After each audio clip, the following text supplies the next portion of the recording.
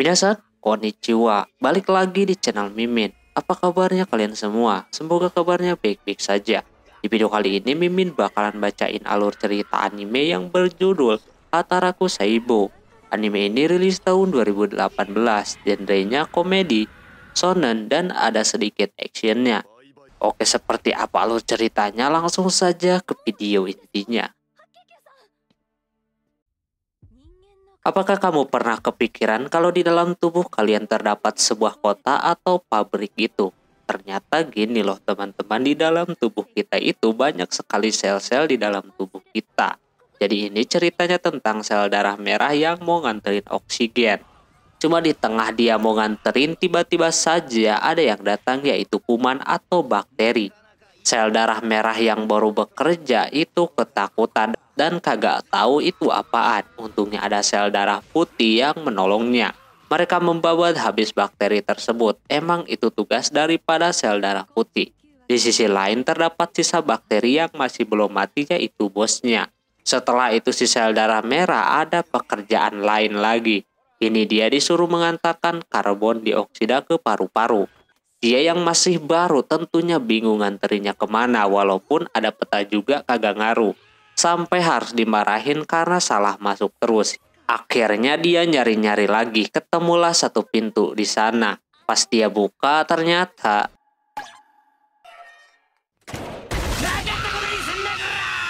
ada si bakteri tadi, otomatis dia kabur seperti itu. Untungnya lagi dan lagi si sel darah putih menolongnya lagi. Tapi kali ini dia dibuat kesusahan. Si bakteri mengeluarkan tameng gitu. Ini kalau bakterinya nyampe ke tujuannya atau ke paru-paru bisa berbahaya. Jadi harus cepat-cepat dihabisi. Cuma malah si sel darah putih yang terus diserang macam itu. Lalu dikurungin menggunakan jaring si bakteri. Sedangkan dianya kabur. Sel darah putih cepat-cepat mengejarnya, walaupun di sana masih ada sel darah merah yang dikurung juga. Dia mau ke paru-paru, jadi mereka memutuskan untuk berpisah tadinya. Tapi si sel darah merah tahu tadi itu bakteri lihat peta dan mau ke paru-paru. Alhasil di sana mereka pergi bareng-bareng. Tapi lagi-lagi cewek itu blunder, salah jalan. Mereka mulai ke paru-paru sambil nyari. Nah, di sana sel T pembantu mau membantu mencari bakteri tadi menggunakan sel T pembunuh. Nampak badannya kekar semua. Si merah aja sampai ditakut-takutin sama orang-orang itu, entah buat apaan tujuannya. Tak lama kemudian akhirnya mereka sampai di pembuluh darah. Di bawahnya ada dendrit, terus ada trimbosit yang sangat imut-imut banget anak kecil. Mereka menutupi jalan karena ada paket yang mereka susah buka. Alhasil dibantuin dah sama mereka berdua. Ini dari tadi pelacak si putih terus menyala. Tanda musuh ada di dekatnya. Dikira itu bendanya udah rusak. Pas nyampe di paru-paru mereka mulai berpisah. Nah pas udah berpisah pelacaknya mati. Dia curiga kalau paket tadi isinya bakteri. Si merah masih mencari-cari alamatnya di mana. Banyak banget nama yang sama di sana, yang membuat dia kebingungan. Untungnya di sana dia bertemu dengan senpainya. Lalu senpainya menolong si merah tempatnya berada di mana sampai akhirnya ketemu. Ketika dia mau masuk ke dalam, tiba-tiba saja paket yang dia bawa di dalamnya bukanlah CO2 melainkan bakteri tadi. Si merah langsung diserang kayak begitu. Itu bakteri ngincer sel darah merah buat diambil nutrisinya. Kebetulan di luar sana ada yang lagi bawa nutrisi.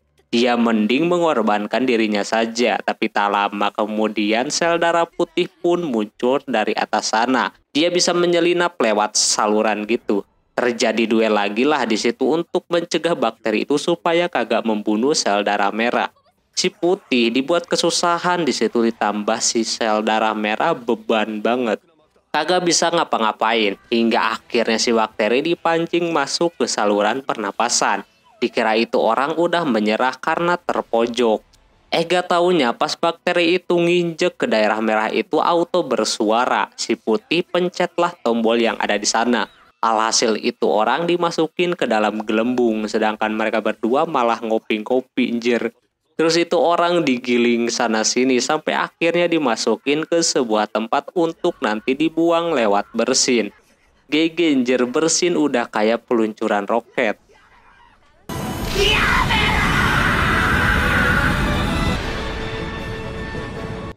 売買金だ。 Dari situ tugasnya selesai. Sebelum pergi si Merah nanya apakah mereka bakalan bertemu lagi. Dia rasa kagak mungkin, soalnya banyak banget sel darah putih. Yang merah juga banyak, tapi karena mereka masih dalam satu tempat, pasti nanti bakalan ketemu lagi. Tak lama kemudian muncullah bakteri lain. Auto nih sel darah putih ngebabat terus. Setelah itu sel darah merah kali ini mau nganterin nutrisi. Cuma lagi-lagi dia bingung sama jalannya, macam biasa buta map. Untungnya ada senpainya lagi nolongin, nunjukin jalannya. Kebetulan dia juga mau ke tempat yang sama. Di tengah jalan terlihat trombosit lagi berjalan membawa fibrin. Mereka bakalan bergerak jikalau ada sesuatu dengan pembuluh darah. Biasanya mereka bakalan mengobatinya. Bocil-bocil itu sangat pelan-pelan sekali turun dari tangganya sampai nunggu lama, akhirnya berhasil juga. Setelahnya bocah-bocah tersebut mau mencuci fibrinnya terlebih dahulu. Nampak imut-imut banget. Karena dari tadi lihat begituan terus, mereka berdua pun meneruskan pekerjaannya lagi. Mereka menuju ke kulit yang mana di sana harus berhati-hati. Karena sangat sensitif. Benar saja tak lama ada getaran. Dan yang paling parahnya lagi ada ledakan di dekat mereka. Lantas langsung pada panik seperti itu. Lalu para sel darah merah pun tersedot ke arah ledakan tadi. Untungnya di sana ada yang nolongin, yakni sel darah putih. Akhirnya mereka bertemu kembali. Tadi aja kalau si merah ke bawah, dia bakalan kembali ke dunia itu lagi. Dikatakan kalau lubang itu adalah luka gores, jadi makanya banyak darah yang tersedot keluar. Dan yang paling berbahayanya lagi adalah banyak kuman berdatangan. Sel darah putih menyuruh yang lainnya untuk pergi dari tempat tersebut. Dia yang bakalan menghadapinya. Sel darah putih melakukan berbagai cara untuk mengalahkan kuman-kuman itu. Sementara si merah yang masuk ke dalam dapat alarm kalau ada luka gores di sana. Dan yang terjadi katup pena tertutup. Sel darah udah kagak bisa masuk lagi. Demi untuk menyumbat pendarahan biar berhenti keluar darahnya. Mereka semuanya panik, ditambah kuman-kuman itu pada masuk juga. Untungnya sel darah putih yang lain muncul dengan barbar sekali.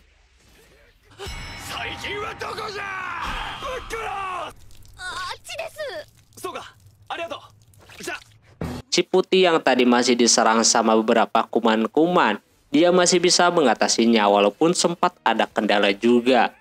Dia dapat kabar kalau ada temennya yang sedang terpojok, dia harus membantunya. Si putih langsung ke tempat yang dimaksud untuk menolong temennya itu. Untung masih sempat. Di sana terjadi perseteruan. Dikira kuman-kuman itu udah habis. Taunya pada muncul lagi banyak banget. Yang lebih parahnya lagi, para sel darah putih mulai tersedot lagi. Ada yang jatuh juga ke bawah sana. Ini mereka terpojok seperti itu. Dihajar habis-habisan. Di sana mencoba buat bertahan namun kagak bisa.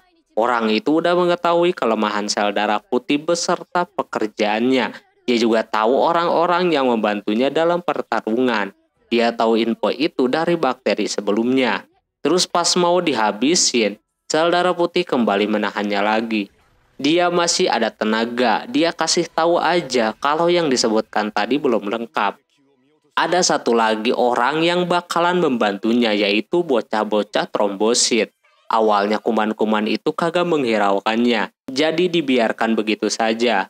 Sel darah putih cuma melindungi bocah-bocah itu.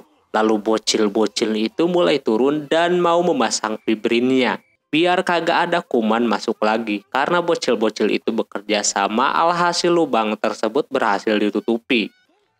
Si kuning udah kagak bisa meminta bantuan dari luar lagi. Dan hasilnya dia pun tewas di tangan si putih. Semuanya telah usai. Tak lama si merah nyariin si putih yang lagi tertidur di sana. Dia kagak gerak sama sekali. Dia pun ke bawah untuk berterima kasih karena semuanya terlihat baik-baik saja. Si sel darah merah mengaku beban, kagak bisa apa-apa. Terus ketika ngobrol kok ada yang aneh. Si putih dari tadi kagak bergerak. Yang taunya fibrin itu menempel dan bocah tadi membawa sel darah merah lain untuk dimasukkan ke sana demi untuk lukanya itu biar cepat kering. Hingga nantinya setelah 3 hari dan kering, lukanya akan menjadi kurap. Setelah itu terdapat sel T yang belum matang, sedang bertugas di tempat yang sangat gelap. Dia nampak ketakutan banget, padahal sel T macam dia pemberani, tapi ini malah kebalikannya. Tak lama kemudian dia bertemu dengan sesuatu, yaitu virus yang sangat banyak banget. Dia dikepung kayak gitu, mau melawan aja dia kagak bisa. Dia cuma bisa nangis doang. Untungnya ada sel darah putih menolongnya, menghajar para virus bakteri itu, yang digadang-gadang itu virus influenza. Mereka datang lagi, kagak ada habisnya. Alhasil sel darah putih harus melawannya lagi. Dia membutuhkan bantuan si sel T, cuma dianya malah kagak mau membantu karena ketakutan. Untungnya datang makrofag membawa kampak. Di situ dia dikepung seperti itu dan langsung saja dia menghancurkan dengan seketika. Ia melihat kalau itu influenza golongan B, lalu melaporkan kepada sel T penolong kalau dia membutuhkan bantuan sel T pembunuh. Jadinya mereka terpaksa mengeluarkan semua sel T pembunuh. Si sel T belum jadi atau naib mau berbohong kalau semua musuh dikalahkannya sama dia. Tapi sayangnya sel T pembunuh udah pada datang. Dia yang mau kabur udah kagak bisa, auto langsung dibully kayak gitu. Berbarengan dengan banyaknya virus-virus yang berdatangan, mereka pun langsung aja melawan semuanya. Ini si naib masih belum berani juga. Dia mencoba memberanikan diri tapi tetap saja takut. Yang hasilnya dia lari terbirit-birit kayak gitu. Situasinya semakin sulit, virus itu udah menyebar kemana-mana. Sementara si naib pergi ke Dendrit. Dia sedih banget di sana. Dia tidak seperti sel T pembunuh yang lain yang pemberani. Dia cupu banget. Gitu doang udah nangis karena si Dendrit ini fungsinya buat mengupgrade para sel, terutama sel T. Jadi dia kasih tahulah kalau dulunya sel T pembunuh juga seperti dia yang takut dan juga cengeng. Ketika para sel T pembunuh merasakan ada yang lagi ngomongin masa lalu mereka, yang bikin si putih kagak mengerti. Di sana naib melihat foto-foto masa lalu seniornya. Ternyata memang sama, hingga akhirnya di situ juga si naib auto berubah kayak gitu. Di sisi lain yang lagi duel dari tadi, virusnya kagak ada habisnya. Malah nambah lagi. Mereka udah pada kecapean dan juga terpojok seperti itu. Lama kemudian datang seseorang berbadan kekar. Dia adalah si naib yang sudah berubah menjadi sel T efektor. Gede banget jer badannya. Ditambah bisa berkembang biak juga jadi banyak. Seniornya auto senang melihatnya begitu. Di sisi lain sel B yang membawa antibodi ikutan membantu juga. Cuma dia dicuekin kayak gitu. Tapi mereka tetap satu untuk menghancurkan semua virus tersebut.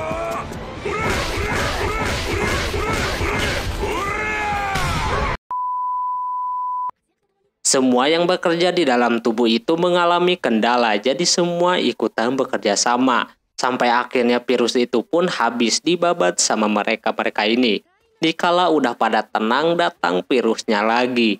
Kini lebih santuy, kali ini naib yang bakalan melawannya. Dia udah kagak takut lagi. Tapi nyalinya auto ciut lagi. Setelah dilihat, itu influenza golongan A yang lebih kuat lagi. Jadinya banyak orang yang terkena virus lagi, makin banyak lagi dah. Sel B auto ngacer kagak mau ikut campur lagi dan mereka pun dihajar habis-habisan. Jika cerita si putih dan si merah berada di dekat perut, si merah baru pertama kali lihat lambung kayak gitu. Kayak apa anjir? Lama kemudian alat si putih mendeteksi kalau ada kuman atau virus di sekitarnya. Dia cepat-cepat ke tempat tersebut. Di sisi lain terdapat cewek yang lagi melawan seekor kuman. Dia juga sel darah putih, cuma mungkin beda pekerjaannya saja. Di sana cewek putih dibuat keteteran kagak bisa menandingi kuman tersebut. Bahkan dia dikatain lemah kalau sekelas sel darah putih. Terbukti mau gimana pun dia kalah. Untungnya si putih cowok datang membantu. Si merah juga ke sana untuk membantu si eosinofil. Dia berterima kasih udah ditolongin. Di sisi yang lain ketika sudah normal banyak yang ngeremehin si eosinofil ini. Karena sel darah putih tapi sangat lemah. Sel darah putih cowok menegaskan kalau sebenarnya tugas si eosinofil ini bukan membunuh kuman saja. Cuma eosinofil kagak masalah dikatain lemah juga. Tak lama kemudian muncul lagi gempa. Mereka cepat-cepat ke tempatnya. Di sana terdapat kuman lagi yang sangat besar. Itu kuman berasal dari makanan laut mentah yang langsung dikonsumsi. Jadi itulah bentuknya. Selmas yang mengetahui ada kuman di sekitarnya, dia melepaskan zat-zat gitu di sana biar agak sedikit mencegah. Sebelumnya ada biosopil dulu. Sama juga ini sel darah putih, cuma perannya belum jelas. Karena bala bantuan belum datang, terpaksa mereka berdua lah yang harus melawannya. Sel T penolong juga udah mengerahkan sel T pembunuh dan mengantisipasi sel-sel yang lain untuk menjauhi tempat berbahaya tersebut. Terlihat perbedaan antara keduanya. Lagi-lagi si Eosinopil diremehkan sama musuhnya kayak gitu. Tapi dia tetap kagak mau kalah sampai akhirnya si cowok harus tetap melindunginya juga dari serangan. Mungkin Eosinopil mulai kagak enak, dia harus lebih keras lagi. Tapi si cowok kagak mau hal itu terjadi, dia pancing kumannya, biar melawannya saja. Hasilnya si cowok pun dimakan begitu saja. Tapi kemungkinan ini adalah bagian dari rencananya. Dan benar saja, dia mengobrak-abrik daleman kuman tersebut sampai hancur udah kayak psikopat. Eosinopil meminta maaf karena dia terlalu jadi beban buatnya. Dia udah kecapean ditambah tubuhnya banyak darahnya. Si Eosinopil udah malu lah pokoknya di situ, gak guna banget. Terus ketika si putih dan si merah mau pergi, ada yang datang lagi. Di pusat merasa ada yang aneh juga, seperti ada yang datang dan benar saja terjadi goncangan lagi. Kini di area dinding perut yang hancur, si putih cepat-cepat ke sana. Kata yang di sana sih itu asam lambung. Lambung pun sudah kagak stabil macam itu. Hasilnya keluarlah muntah ya kan. Dan yang paling membagongkannya lagi muncul sebuah monster. Bukan kuman melainkan parasit. Hal ini disebabkan karena memakan makanan laut yang masih mentah. Yang ada di sekitarnya langsung dibuat ketakutan. Bahkan si putih saja mental cuma karena suaranya doang. Dia jujur saja kagak bisa melawan parasit tersebut. Tapi Eosinopil lah yang bakalan maju kali ini. Lantas yang lainnya pada pesimis. Tahu sendiri kalau Eosinopil ini lemah. Tapi katanya itu tugasnya. Jadi dia maju kayak gitu. Sel darah putih juga mempercayainya. Ternyata emang inilah tugas asli daripada si Eosinopil. Yaitu menghancurkan parasit. Terbukti dia berhasil melumpuhkannya. Dan semuanya kembali normal lagi. Pas dia udah melakukan itu seketika para warga langsung bahagia. Yang sebelumnya meremehkan dia pun jadi berubah. Eosinopil tersipu malu. Dan masih kagak percaya tapi dia berterima kasih. Oke mungkin segitu dulu untuk video kali ini. Bila anime ini mau dilanjutkan silahkan like yang sebanyak-banyaknya. Mohon maaf bila ada kesalahan dalam penyebutan nama, tempat atau yang lainnya. Dan sampai jumpa di video selanjutnya. Jamatane, bye-bye.